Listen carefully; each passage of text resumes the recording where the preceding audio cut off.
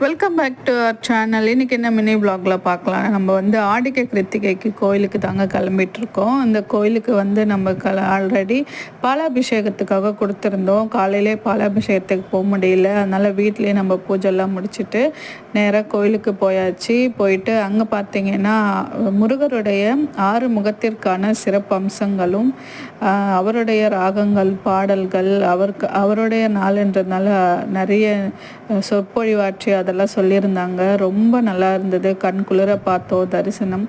இப்போ பார்த்திங்கன்னா வந்து இதுக்காக வந்து நம்மளுக்கு தேங்காய், பஞ்சாமிர்தம், சக்கரை பொங்கல் இதெல்லாம் வந்து நம்மளுக்கு கொடுத்துருந்தாங்க ரிட்டன் கிஃப்ட் மாதிரி.